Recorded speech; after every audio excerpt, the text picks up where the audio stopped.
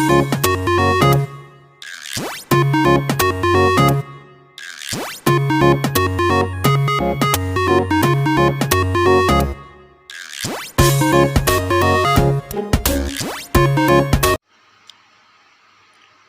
दोस्तों, जेबी education help desk पर आपका स्वागत है। मैं पवन मेघवंशी आज आपके लिए लेकर आई हूँ एक नई वीडियो, जिसके अंतर्गत आज अपने राजस्थान माध्यमिक शिक्षा बोर्ड कक्षा 10 विज्ञान की पुस्तक का जो फर्स्ट लेसन पढ़ रहे थे उसी को आगे बढ़ाते हुए उसका जो नेक्स्ट टॉपिक है एल्कोहल, उसके बारे में अध्ययन करेंगे। तो टॉपिक शुरू करने से पहले आपसे एक रिक्वेस्ट है कि यदि आप पहली बार मेरे चैनल पर विजिट कर रही हैं तो प्लीज़ चैनल को सब्सक्राइब करें, बेल आइकन को भी दबाएं ताकि आने वाली नई वीडियो की नोटिफिकेशन आप तक पहुंचती रहे और आप प्रत्येक वीडियो को देखकर उसका पूरा लाभ उठाएं और वीडियो को लाइक करें और ज़्यादा से ज़्यादा शेयर करें। तो अपने टॉपिक की ओर बढ़ते हैं। अपना जो टॉपिक है वो है एल्कोहल या मदिरा। एल्कोहल या मदिरा, जिसको अपने साधारण भाषा के अंदर जिसको अपने शराब कहते हैं, वही एल्कोहल है। उसी के बारे में अपने पढ़ने वाले हैं आज, ठीक है। तो अगर अपनी बात करें एल्कोहल की, तो ये क्या होता है, एल्कोहल अपने यूज करते हैं उसके अंदर जो मुख्य होता है पदार्थ वो होता है एथिल एल्कोहल, ठीक है। तो एथिल एल्कोहल की अगर अपनी बात करें तो इसकी क्या होती है, अलग अलग मात्रा होती है, अलग अलग प्रतिशत होता है हर एक शराब के अंदर, जिसके कारण उसका जो नशा होता है वो अलग अलग होता है, किसी में कम होता है और किसी में ज़्यादा होता है। तो इसी के बारे में आज अपने को पढ़ना है। तो क्या है, मदिरा कई प्रकार से बनाई जाती है मगर सभी में नशे का कारण क्या है, एक ही कारण है और वो क्या है, एथिल एल्कोहल पदार्थ। ये क्या है, जो एक ही कारण है नशे का, चाहे वो कौन सी भी शराब हो, लेकिन नशे का जो कारण है वो एक ही होगा इसके अंदर।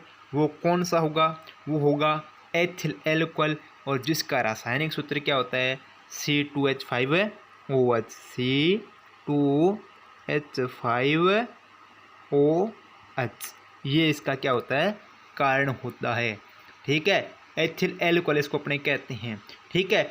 और प्रत्येक के अंदर क्या होते हैं, प्रत्येक एल्कोहल के अंदर या प्रत्येक जिसको शराब कहते हैं, अपने प्रत्येक शराब के अंदर इसकी जो मात्रा होती है वो अलग अलग होती है, ठीक है। अब अपने बात करेंगे नेक्स्ट इसकी कि मदिरा सेवन से मानव स्वास्थ्य पर क्या क्या कुप्रभाव पड़ते हैं।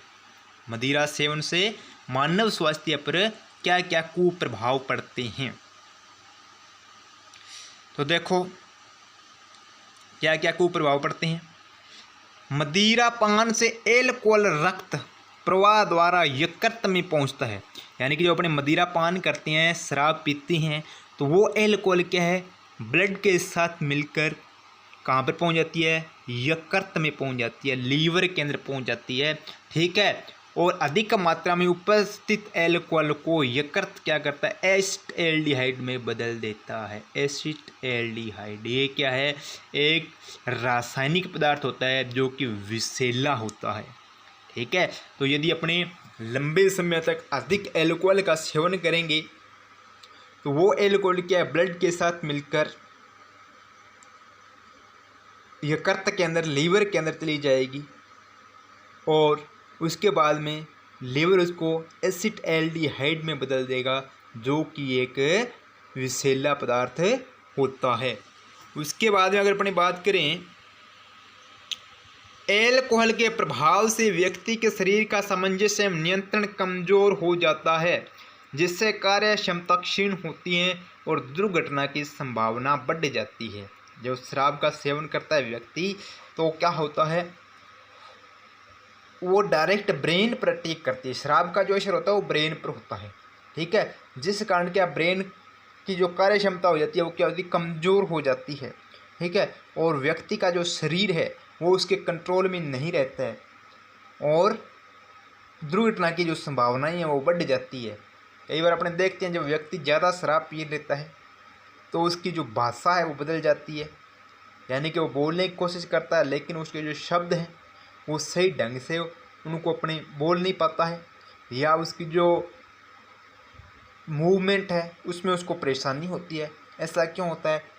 इसका कारण यही है कि हमारा जो ब्रेन होता है इसका असर ब्रेन पर होता है, ठीक है। और ब्रेन क्या करता है? हमारे मूवमेंट को कंट्रोल करता है, हमारे बोलने को भी कंट्रोल करता है।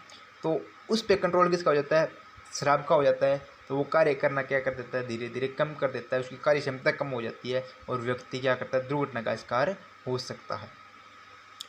उसके बाद में क्या, एल्कोहल से स्मरण क्षमता में कमी आती है तो तंत्रिका तंत्र प्रभावित होता है। ये देखो, स्मरण शक्ति कमज़ोर हो जाती है, ठीक है।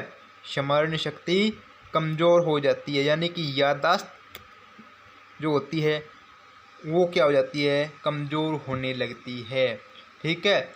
और उसके बाद में क्या है, नेक्स्ट देखते हैं अपने, इसके प्रभाव से वसीय यकृत रोग हो जाता है जिससे प्रोटीन व कार्बोहाइड्रेट संश्लेषण पर प्रभाव पड़ता है, ठीक है। ये वसीय यकृत जो रोग है ये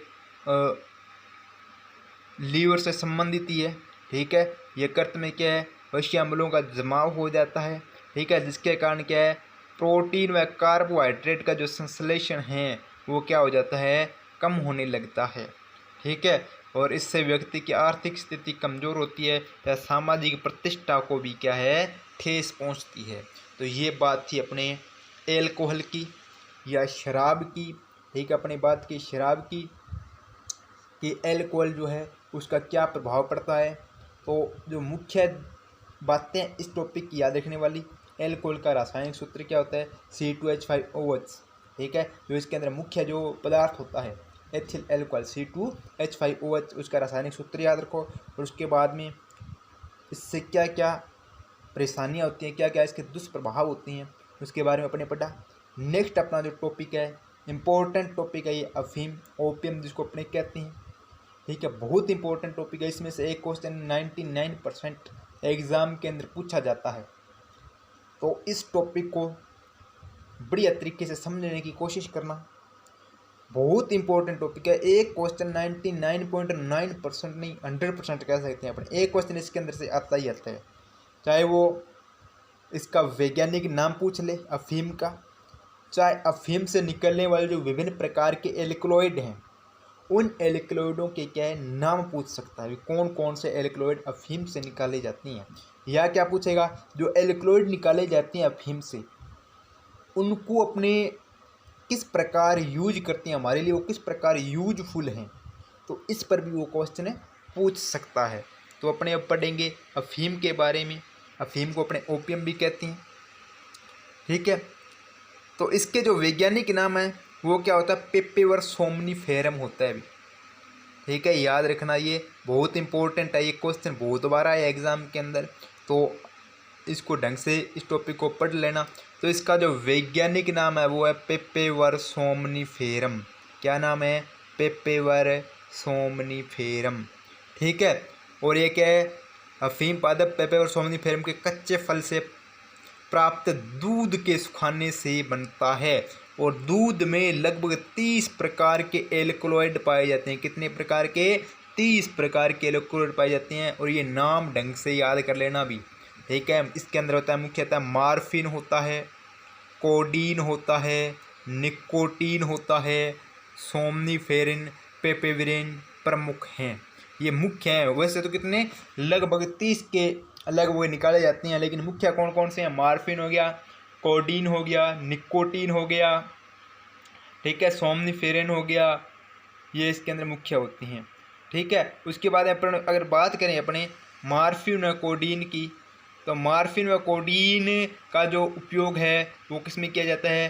दर्द निवारक दवा बनाने हेतु किया जाता है, ठीक है। आपसे क्वेश्चन पूछा जा सकता है कि दर्द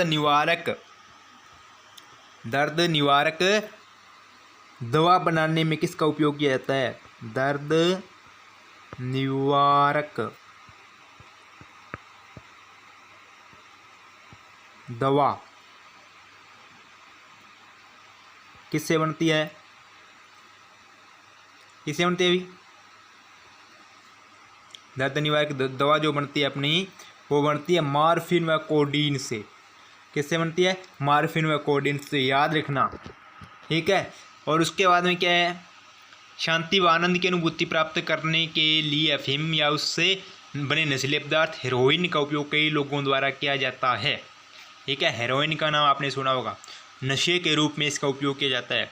ग्रामीण क्षेत्रों में गमी या खुशी के अवसरों पर अफीम की मनुहार करने की प्रथा आज भी है। ये देखो, ये है अफीम का जो, जिसको अपने कहते हैं अफीम का जो फल होता है, ठीक है। इसमें से क्या, ये जो आपको दिख रहा है वाइट कलर का, इसको अपने कहते हैं लेटेक्स। क्या कहते हैं इसको? इसको अपने लेटेक्स कहते हैं। ये वाइट कलर का होता है, ठीक है। इसको अपने कहते हैं लेटेक्स, ठीक है। दूध के समान ये सरल पदार्थ होता है, द्रवित पदार्थ होता है लेटेक्स, ठीक है। और इस लेटेक्स के द्वारा ही क्या है, इस लेटेक्स के अंदर ही जो अपने पढ़ा भी कि लगभग 30 प्रकार के जो एल्कलॉइड पाए जाते हैं वो इस लेटेक्स के अंदर ही होते हैं, ठीक है। तो ये क्या है?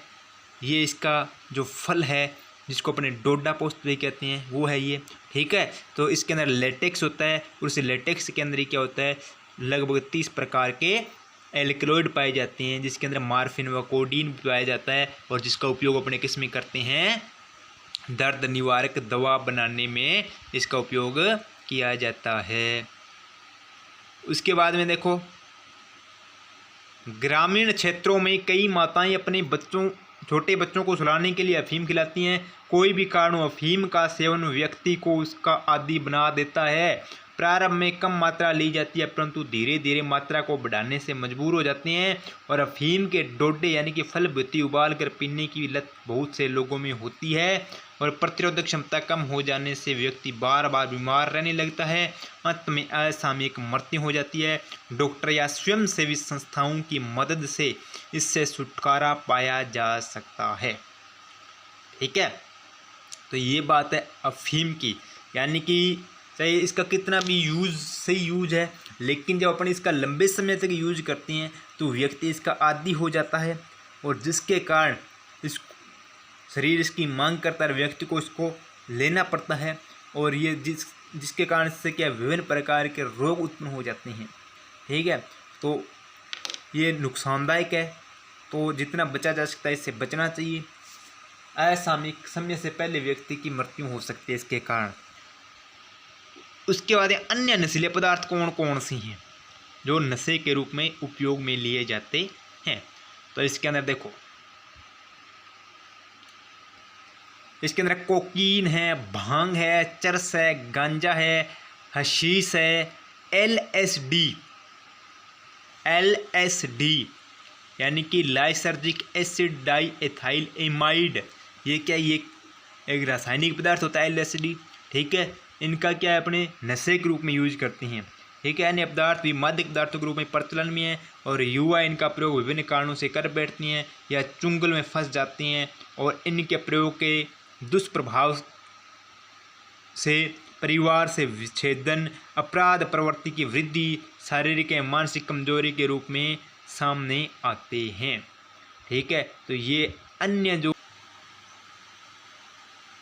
तो दवाओं का जो दुरुपयोग है वो देखो, कि दक्षिण एशिया में मादक पदार्थों की मांग के विषय में किए गए एक सर्वेक्षण के अनुसार भारत में नशा प्राप्त करने में 42% तो शराब है, 20% अफीम है, 30% हेरोइन और 6% गांजा था। 18% से अधिक लोग अन्य प्रकार के नशों की आदी हैं।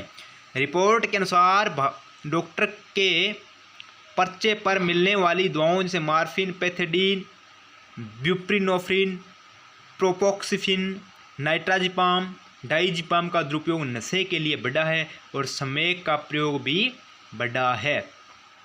तो इन दवाओं का क्या है, नशे के लिए दुरुपयोग किया जा रहा है वर्तमान के अंदर। पंजाब, राजस्थान, मध्य प्रदेश, उत्तर प्रदेश और गुजरात में अफीम का पारंपरिक सेवन जारी है। वहीं पूर्वोत्तर राज्यों में हीरोइन का इंजेक्शन लेने का चलन अधिक है।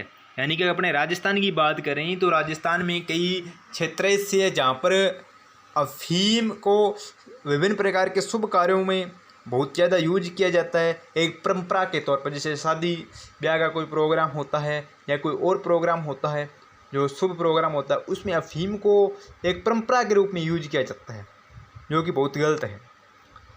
बच्चे नशे के लिए थिनर यानी कि एसीटोन, पेट्रोल, सॉल्वेंट ऑयल आदि गैर परंपरागत पदार्थों का प्रयोग करते हैं। सड़कों पर पलते बच्चे नशीली दवाओं एवं शराब की लत के आसानी से शिकार हो जाते हैं। वे जूता चिपकाने का गोंद, correction fluid, spray paint, nail polish, rubber cement, सूखे इरेजर, मार्कर्स और गैसोलीन में मौजूद पदार्थों को सांस के साथ अपने शरीर में लेते हैं।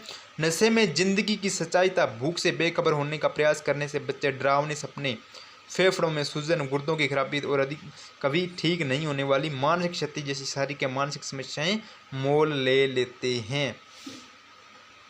तो ये थी बात अपने विभिन्न प्रकार की जो रोग हैं, ठीक है, विभिन्न प्रकार के जो नशे हैं जिनके कारण विभिन्न प्रकार के रोग हो जाते हैं, उनके बारे में अपनी बात की है।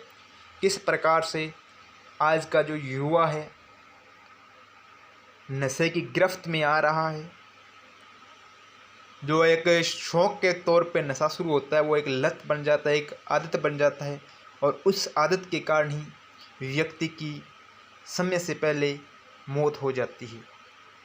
तो इन नशों से बचें और जो आपका जो मित्र मंडली आपकी ऐसी रखें जिससे कि उसका आप पर कोई दुष्प्रभाव ना पड़े, जिससे आपकी समाज के अंदर प्रतिष्ठा खराब ना हो। क्योंकि जब व्यक्ति नशा करता है, कोई भी नशा हो, नशा कोई छोटा बड़ा नहीं, तो प्रत्येक नशा बहुत बुरा होता है। जब इसकी आदत लग जाती है, लत लग जाती है, आदी हो जाता है व्यक्ति, तब इसको पता लगता है कि वास्तव में बहुत बुरा हुआ है। तो नशा कोई भी छोटा नहीं होता है। तो ऐसी कोशिश करनी है अपने को कि नशे से दूर रहें। ऐसे ही मित्र मंडली के साथ मित्रता रखें जो कि इन सब कार्यों से दूर रहे, ताकि हमारे समाज के अंदर प्रतिष्ठा खराब ना हो। नेक्स्ट जो अपने बात करते हैं वो करेंगे खाद्य पदार्थों में मिलावट के दुष्प्रभाव। तो फ्रेंड्स, ये जो समस्या है खाद्य पदार्थों में मिलावट वाली, ये वर्तमान की सबसे बड़ी समस्या बन गई है। क्योंकि अब उन्हें जो भी बाज़ार से कोई भी सामान, पैकिंग का सामान लेके आते हैं तो उसके अंदर कोई ना कोई मिलावट अवश्य होती है, और वो जो मिलावट होती है वो हमारे शरीर पर अपना बुरा प्रभाव डालती है, जिसके कारण हमारे शरीर के अंदर विभिन्न प्रकार के रोग उत्पन्न होते हैं। तो वो किस रूप में मिलावट होती है, उसका किस प्रकार से हमारे शरीर पर दुष्प्रभाव पड़ता है, उन सब चीज़ों के बारे में अपने इस टॉपिक के अंदर पढ़ने वाले हैं। तो आज जन सामान्य के बीच एक आम धारणा बनती जा रही है कि बाजार में मिलने वाली हर चीज़ में कुछ न कुछ मिलावटें जरूर हैं। जन सामान्य की चिंता स्वाभाविक भी है, और मिलावट का कहर सबसे ज़्यादा हमारी रोज़मर्रा की ज़रूरत की चीज़ों पर पड़ रहा है। संपूर्ण देश में मिलावटी खाद्य सामग्री पदार्थों की भरमार हो गई है, और आजकल नकली दूध, घी, तेल, चाय पत्ती, मसाले आदि धड़ल्ले से बिक रहे हैं। अगर कोई इन्हें खाकर बीमार पड़ जाता है तो हालात और भी खराब हो जाते हैं, क्योंकि जीवन रक्षक दवाइयाँ भी नकली बिक रही हैं। एक अनुमान के अनुसार लगभग 30 से 40% सामान मिलावट होती है। और खाद्य पदार्थों में मिलावट की वस्तुओं पर निगाह डालने पर पता चलता है कि मिलावटी सामानों का निर्माण करने वाले लोग कितनी चालाकी से हमारे आंखों में धूल झोंक रहे हैं। सबसे पहले अपने सबसे चर्चित मामले कोल्ड ड्रिंक्स, यानी कि जो शीतल पेय होता है, कोल्ड ड्रिंक्स अपने पीते हैं, उनके बारे में बात करते हैं। हमारे देश में कोल्ड ड्रिंक्स में मिलाए जाने वाले तत्वों में कोई मानक निर्धारित नहीं होने से इन शीतल पेयों में मिलाए जाने वाले तत्वों की मात्रा कितनी होनी चाहिए, इसकी जानकारी सरकार तक को नहीं है। दरअसल कोल्ड ड्रिंक्स में पाए जाने वाले लिंडेन, डीडीटी, मिलेथियन और क्लोरपाइरिफॉस कैंसर, स्नायु, प्रजनन संबंधी बीमारी और प्रतिरक्षा तंत्र में नुकसान पहुंचाते हैं। तो देखो ये क्या होते हैं, जैसे डीडीटी की बात करते हैं, लिंडेन की बात करते हैं, मेलेथीन की बात करते हैं। ये क्या है, ये बहुत ही भयंकर प्रकार के केमिकल होते हैं जिनको जो कोल्ड ड्रिंक्स होती हैं उनके अंदर मिक्स किया जाता है।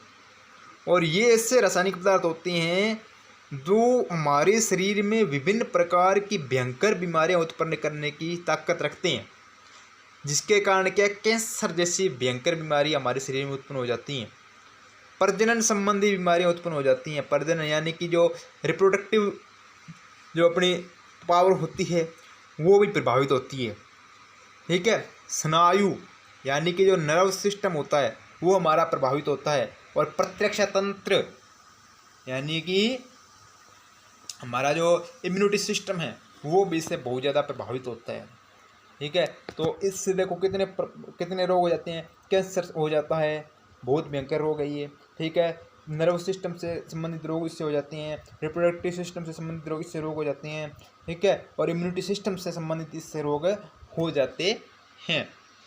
तो ये जो रोग हैं इसका कारण क्या है, इसका कारण है पेय पदार्थों में पाए जाने वाली जो मिलावट है, ये है इसका कारण। तो सरकार को चाहिए कि इसके लिए मानक निर्धारित करे कि कोई भी कोल्ड ड्रिंक्स जो तैयार हो रही है उसके अंदर जो मिक्स किया जाता है कोई भी केमिकल, तो उसका निश्चित मात्रा उसका निश्चित परसेंटेज होना चाहिए ताकि मानव पर उसका कोई दुष्प्रभाव ना पड़े। तो इस मिलावट वाली चीज़ों से हमें बचना चाहिए। कोल्ड ड्रिंक्स के निर्माण में इसके अलावा क्या होता है, देखो इसके अलावा इसके अंदर मिलाया जाता है फॉस्फोरिक अम्ल। क्या मिलाया जाता है इसके अंदर, फॉस्फोरिक अम्ल मिलाया जाता है इसके अंदर, जो कि दांतों पर सीधा प्रभाव डालता है। क्योंकि अम्ल जो होता है, अम्ल बहुत अलग अलग प्रकार के अम्ल होते हैं, अपने पढ़ेंगे इसी किताब के अंदर। अपने नेक्स्ट एक अलग लेसन है जिसके अंदर अपने अम्लों के बारे में पढ़ेंगे, क्षार के बारे में पढ़ेंगे, तब आपको पता चलेगा जो अम्ल होते हैं उनकी प्रबलता अलग अलग होती है। कोई अम्ल प्रबल होता है, कोई दुर्बल होता है। तो लेकिन अब अगर अपनी बात करें फॉस्फोरिक अम्ल की, तो ये क्या होता है, प्रबल अम्ल की भांति कार्य करता है और इसका प्रभाव पड़ता है दांतों पर। इसमें लोहे तक उगलाने की क्षमता होती है। इसी तरह इसमें मिला एथिलीन ग्लाइकोल रसायन पानी को 0 डिग्री तक जमने नहीं देता है। यानी कि यदि इसके अंदर एक विशेष प्रकार का रसायन और मिलाया जाता है, कौन सा मिलाया जाता है, एथिलीन ग्लाइकोल। ठीक है, ये भी एक केमिकल ही होता है एथिलीन ग्लाइकोल। ये क्या करता है, जो कोल्ड ड्रिंक्स होता है उसको जमने नहीं देता है। आपने देखा होगा कोल्ड ड्रिंक्स चाहे कितने भी ठंडा हो जाए, ठीक है, लेकिन उसकी बर्फ़ नहीं बनती है। कारण इसका कारण ये होता है एथिलीन ग्लाइकोल। ठीक है, क्योंकि ये यदि 0 डिग्री सेल्सियस टेम्परेचर भी हो जाएगा ना तो भी उसको जमने नहीं देगा, कारण इसका एथिलीन ग्लाइकोल होता है। इससे आम भाषा में मीठा जहर कहते हैं। इसी प्रकार बोरिक, एरिथोर्बिक और बेंजोइल अम्ल मिलाकर कोल्ड ड्रिंक्स को अति अम्लता प्रदान करते हैं, जिससे पेट में जलन, खट्टी डकारें, दिमाग में चिड़चिड़ापन, एसिडिटी और हड्डियों के विकास में अवरोध उत्पन्न हो जाता है। अब देखो कितनी प्रकार की बीमारियां इसने बता दी हैं। चिड़चिड़ापन आ जाता है, यानी कि छोटी छोटी बातों पे गुस्सा आना। एसिडिटी हो जाती है। एसिडिटी जानते हो क्या होती है एसिडिटी? एसिडिटी का अर्थ ये होता है कि जो हमारा उदर होता है, स्टोमच होता है, उसके अंदर अम्लता बढ़ जाती है, जिसके कारण क्या होती है, उदर के अंदर या पेट के अंदर क्या होता है, आमाशय के अंदर जलन उत्पन्न होती है। ठीक है, और हड्डियों के विकास में ये क्या करता है, अवरोध उत्पन्न करता है। कोल्ड ड्रिंक्स में 0.4 ppm शीशा डाला जाता है, जो स्नायु, मस्तिष्क, गुर्दा, लीवर और मांसपेशियों के लिए घातक होता है। क्या डाला जाता है, शीशा, लेड डाला जाता है। ठीक है, जो ब्रेन के लिए, गुर्दे के लिए, लीवर के लिए और मांसपेशियों के लिए क्या होता है, घातक होता है। और इसमें मिली कैफीन की मात्रा अनिद्रा और सिर दर्द का कारण बनती है। ठीक है, इसमें कैफीन भी मिलाया जाता है। कैफीन क्या होता है, कैफीन एक एल्कलॉइड होता है जो किस में होता है, कॉफ़ी के अंदर होता है। याद रखना, कैफीन जो एल्कलॉइड होता है वो किस में होता है, कैफीन जो इंक्लूड होता है वो होता है कॉफ़ी के अंदर, ठीक है। ये कॉफ़ी के अंदर पाया जाता है और इसको जब मिला दिया जाता है इसमें कोल्ड ड्रिंक्स में, तो ये असर यहाँ पर भी दिखाता है और इससे अनिद्रा और सिर दर्द जैसी समस्याएं हो जाती हैं। उसके बाद आजकल दूध भी स्वास्थ्य वर्धक द्रव्य न होकर मात्र मिलावटियों का नमूना होकर रह गया, जिससे प्रयोग से लाभ कम हानियाँ ज़्यादा है। हालात यह है कि लोग दूध के नाम पर urea, detergent, soda, poster colour और रिफाइंड तेल पी रही हैं। उत्तर प्रदेश में स्वास्थ्य विभाग की जांच से चौंकाने वाला आंकड़ा सामने आया है कि राज्य में 25% लोग घटिया, मिलावटी और हानिकारक दूध पी रहे हैं। बाजार में उपलब्ध खाद्य तेल और घी की भी हालात बहुत खराब है। सरसों के तेल में सत्यानाशी के बीज यानी आर्जिमोन और सस्ता पाम ऑयल मिलाया जाता है। देसी घी में वनस्पति घी का मिलावटी मानो आम बात हो गई है। मिर्ची पाउडर में ईंट का चूरा, सौंफ व प्रकृति में हरा रंग, हल्दी में लेड क्रोमेट क्या होता है अभी? यह भी एक रसायन होता है। पीली मिट्टी, धनिया और मिर्च में गंधक यानी कि सल्फर, काली मिर्च, पपीते के बीज मिलाई जा रही हैं। फल और सब्जियों में चटक रंग के लिए रासायनिक इंजेक्शन, ताज़ा दिखाने के लिए लेड और कॉपर विलेन का छिड़काव, ठीक है। और सफेदी के लिए गोभी पर सिल्वर नाइट्रेट का छिड़काव किया जाता है। ये इंपॉर्टेंट है, अभी याद रखना ये बात, ठीक है। ये क्वेश्चन आता है, बहुत बार आता है कि जो गोभी होती है उसको सफ़ेदी बरकरार रखने के लिए किसका उपयोग किया जाता है, किस रसायन का उपयोग किया जाता है? तो याद रखना सिल्वर नाइट्रेट का उपयोग। सिल्वर नाइट्रेट का रासायनिक सूत्र क्या होता है? सिल्वर नाइट्रेट का रासायनिक सूत्र होता है AgNO3, सिल्वर नाइट्रेट AgNO3। तो सफ़ेदी होती है गोभी की, उसकी सफ़ेदी को बरकरार रखने के लिए उस पर AgNO3 का क्या किया जाता है? छिड़काव किया जाता है। और चना व अरहर की दाल में खसारी दाल, बेसन के मक्के का आटा, दाल व चैपल पर बनावटी रंगों की पॉलिश की जाती है। मिठाइयों में ऐसे रंगों का प्रयोग हो रहा है जिससे कैंसर का खतरा बना रहता है और DNA में विकृति आ जाती है। नकली मावा आ रहा है, दवाओं में मिलावट तो सभी सीमाओं को पार कर गई है। इसका अंदाज़ा तो इसी बात से लगाया जा सकता है कि नकली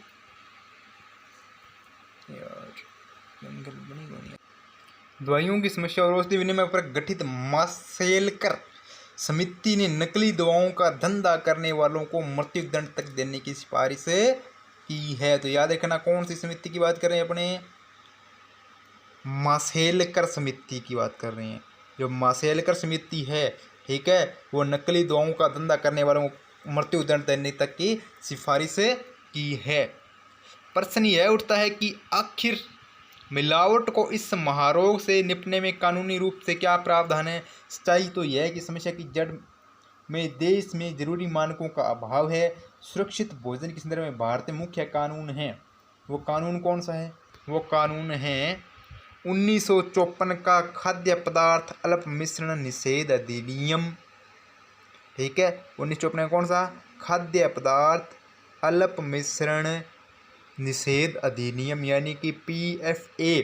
इस कानून का नियम 65 खाद्य पदार्थों में कीटनाशकों या मिलावट का नियमन करता है, लेकिन यह नियम दोषी लोगों को सजा दिलाने में लगभग नाकाम ही साबित हो रहा है, जिससे ये लोग पकड़े जाने के बाद भी छूटकर उन्हें उसी धंधे में लग जाते हैं। कानून चाहे कितने भी कठोर बना दिए जाएं, लेकिन जब तक इस कामचोरी या स्पष्ट अक्षमता, जानबूझकर गलती से जांच कार्य को कमज़ोर करना, मुकदमे का सही ढंग से चलना, धन शक्ति और राजनीतिक प्रभाव का इस्तेमाल करना था, कछुए की चाल से चलती न्याय प्रक्रिया का इस्तेमाल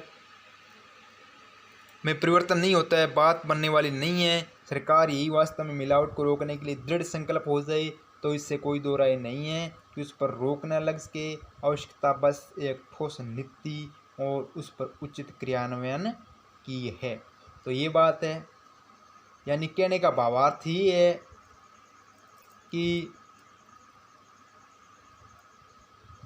सरकार को चाहिए कि इसके लिए जो कानून बनाया गया है उसके दायरे को बढ़ाया जाए और जो नियम बनाए गए हैं, जो कानून बनाया गया है, उस कानून को सख्ती से उसकी पालना की जाए और जो दोषी पाए जाते हैं, अपराधी होते हैं, उनको कड़ी से कड़ी सज़ा का प्रावधान हो और जो न्याय प्रक्रिया है, जो बहुत धीमी प्रक्रिया है, कछुए की चाल से चलने वाली प्रक्रिया है, उसमें परिवर्तन करके प्रत्येक दोषी को जल्द से जल्द सज़ा का प्रावधान हो। इसी प्रक्रिया का आगाज़ गवर्नमेंट को करना चाहिए ताकि जो मिलावट से संबंधित बहुत बड़ी समस्या आज देश में व्याप्त है उससे छुटकारा मिल सके और जो आम जन हैं वो इस समस्या से छुटकारा पा सके, ताकि विभिन्न प्रकार के रोग जो मिलावट के कारण उत्पन्न होते हैं उन रोगों से भी बचा जा सके। तो ये लेसन जो आपने पढ़ा है ये यहाँ पे हो जाता है कंप्लीट आपका। ठीक है, अगर इस लेसन से संबंधित कोई भी डाउट, किसी भी पॉइंट से, किसी भी टॉपिक से संबंधित डाउट आपकी है तो उस डाउट को बिना किसी संकोच के आप कमेंट बॉक्स में जाकर कमेंट कीजिए। आपके प्रत्येक कमेंट का जवाब देने की कोशिश पूरी तरीके से की जाएगी। आपको एक सही उत्तर देकर संतुष्ट करने का प्रयास किया जाएगा, लेकिन उसके लिए आपको पूरी वीडियो को देखना अनिवार्य हो जाता है, क्योंकि यदि आप पूरी वीडियो नहीं देखेंगे तो आपको पता नहीं चलेगा कि हमने क्या पढ़ा है क्या नहीं पढ़ा। इसलिए आपको पूरी की पूरी वीडियो को देखना है और अगर फिर भी कुछ समझ में ना आए तो उस टॉपिक से संबंधित जो भी आपकी प्रॉब्लम्स या समस्या है उसको कमेंट बॉक्स में रखिए, तो उस प्रॉब्लम का आपका सॉल्यूशन किया जाएगा। तो आज की क्लास में इतना ही। नेक्स्ट अपने नया लेसन स्टार्ट करेंगे, तो मिलते हैं अपने नेक्स्ट वीडियो में। तब तक के लिए जय हिंद, जय भारत।